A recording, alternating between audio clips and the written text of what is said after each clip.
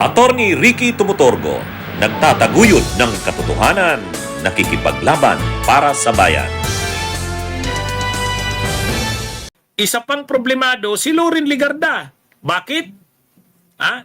Ay, mga kabunyog, alam naman natin na nung last week, inanunsyo na ni Ombudsman Boying Rimulya na isa sa ilalim na sa preliminary investigation itong si Loren Legarda at ang anak niyang si Leandro Libeste. Iniakyat na ng Office of the Ombudsman sa preliminary investigation ang mga reklamong plunder, graft at conflict of interest laban kina Senador Loren Legarda, ang anak niyang si Batangas Congressman Leandro Libeste at dating Energy Secretary Alfonso Cusi.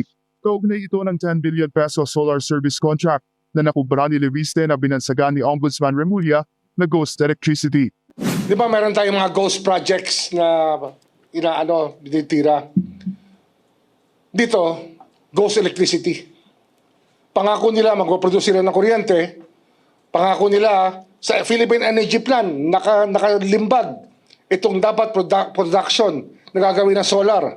Pero hindi nila ginawa. Ikiniit ni Remulla na labag sa batas ang ginawa ni Libeste. Yung kay Leandro Libeste naman ay mabigat na kaso kasi yung kanilang pagkahawak na eksklusibo sa solar ay talaga nagdulot ng damage sa ating republika. Sapagkat hindi naman sila tumupad sa kanilang dapat tuparin at hindi nila ginawa yung dapat nilang gawin. Ipinunto ni Remulla na hindi naman makakakubra ng government contracts at agreement si Libeste simula noong 2014 kung hindi sa tulong ng kanyang ina na siyang chairperson ng Senate Committee on Finance noong panahon na iyon. Ayon sa Ombudsman, Enero pa ng kasalukuyang taon nang simula ng anti-graft body ang fact-finding kaugnay ng reklamo. Matatandaang noong Enero rin nang i-terminate ng Department of Energy ang 33 specific contracts sa ilalim ng kumpanya ni Libeste dahil sa mga hindi natupad na commitments at kabiguang mag-deliver ng renewable energy capacities. Wala pang pahayag sa ngayon sina Legarda, Libeste at Cusi ukol dito. Pagka sinailalim ka sa preliminary investigation, kailangan mo na ngayong magbigay ng paliwanag mo. Magsasubmit ka na ng counter affidavit. Ang preliminary investigation, mga kabunyog, ano yan? Hindi yan investigation para maghanap ng ebidensya. Hindi. Hindi po yan. Hindi, nasa mataas na stage na. Nasa advanced na stage na ang investigation. Kumbaga, kaso na talaga ito. Mayroon ng criminal complaint.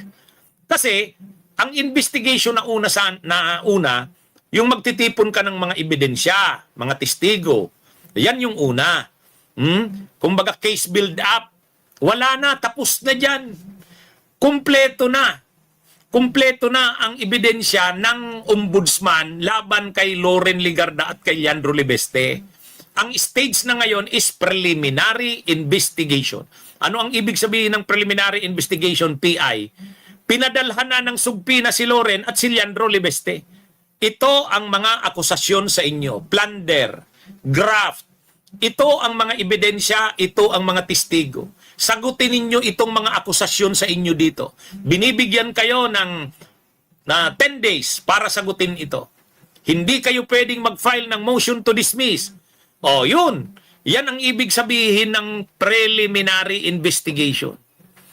Hindi na yan yung investigation na magtitipon pa lang ng ebidensya at testigo. Hindi po. Ang preliminary investigation, tapos na ang pagtitipon ng ebidensya, may mga ebidensya na, may mga testigo na, naka-attach na doon sa criminal complaint. At yung criminal complaint na yon, ipinadala na kila Loren at kay Leandro Libeste sa anak niya, kailangan na nila ngayong sumagot. So ang hinihingi na sa kanila dyan, counter affidavit. At yung counter affidavit nila na yan, yan ang pagbabasihan kung sa tingin ng ombudsman, dapat ituloy ang kaso sa Sandigan Bayan. Ayan ini-explain ko yan. Kaya medyo nataranta na si Loren.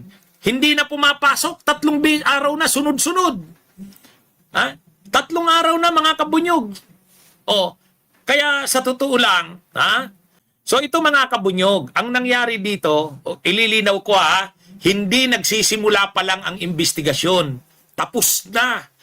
Yung case build-up, yung pagtitipon ng ebidensya, testigo, mayroon na. Bakit? Last year pa kasi yan sinimula ng ombudsman. Last year pa yan. So ngayon, ang stage na ngayon is preliminary investigation. Ano ang pagkakaiba ng case build-up na investigation sa preliminary investigation? Ang case build-up, nag-iimbestiga ka pa lang. Inaalam mo pa yung buong pangyayari. Naghahanap ka ng testigo at ebidensya. Tapos na doon. Mayroon ng testigo, mayroon ng ebidensya, alam na nila yung mga pangyayari, mayroon na silang akusasyon kay Loren at Leandro, at ang akusasyon nila ay plunder.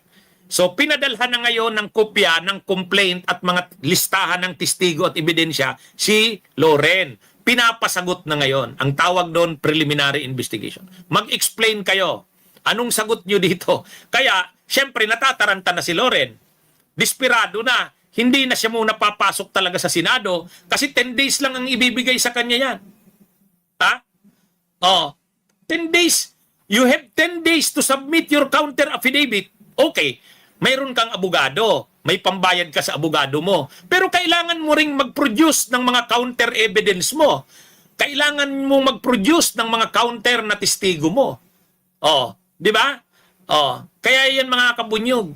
Ngayon, pag hindi niya yan sinagot ng maayos, yung counter affidavit niya ay hindi maganda, tutuluyan siya ng kaso sa Sandigan Bayan.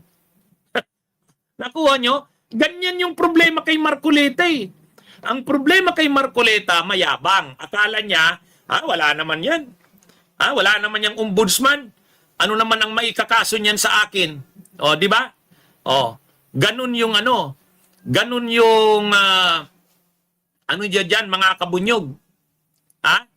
So, ang ginagawa ngayon ang ginawa ni Marcoleta, sa tingin niya, wala namang matibay na kaso yan sa akin. Hindi naman yan. Dito hindi niya yan pwedeng ganunin. Pag ganun ang attitude ni Loren, matutulad siya kay Marcoleta. Kailangang seryosuhin nila. Seryosuhin niya. Imaginin mo silang mag-ina makukulong. Kaya mga kabunyog, si Loren hindi na pumapasok ilang araw na. Hindi umattend sa trial ng Senado. Bakit niya ididepensa si Sara? Bakit niya pupukusan si Sara para idepensa siya mismo? May sariling problema. Di ba? Hindi, binibigyan talaga sila ng due process. Ang due process dito, yung mag-submit ka ng counter affidavit mo. Ang problema, di ba ang depensa ni Loren? Ang depensa ni Loren, ganito. Wala naman silang kinurakot na public funds. Hindi naman laging ganun ang plunder. Ang plunder, hindi naman laging kailangan mong may kinurakot eh. Nagpayaman ka ba gamit ang posisyon mo? Unjust enrichment? Ginamit mo yung impluwensya mo, kapangyarihan mo para magpayaman?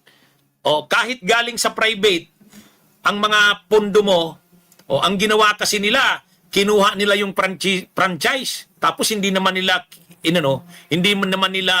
kinumply yung mga obligasyon. Hindi naman nila dinevelop yung solar. Tapos bininta ngayon yung negosyo sa solar, bininta ni Leandro Libeste kay Pangilinan, kumita siya ng malaki. Kumuha siya ng legislative franchise, ginamit yung influensya ni Loren. Tapos hindi naman pala niya i-develop. Yan. Okay, mga kabunyog, mga kabayan. Kaya ito, antabayan natin tong dalawang ito. Malamang ito na yung susunod sa payatas. Si Loren at saka si Cayetano. Magandang araw sa inyong lahat. Mabuhay po tayo. Bunyog, halikan na kasama ka. Bunyog, kapag buklod ay may pag-asa. Luzon, Visayas, Mindanao, isa ang pananaw. Sa bagong Pilipinas ang bunyog isisigaw. Bunyog.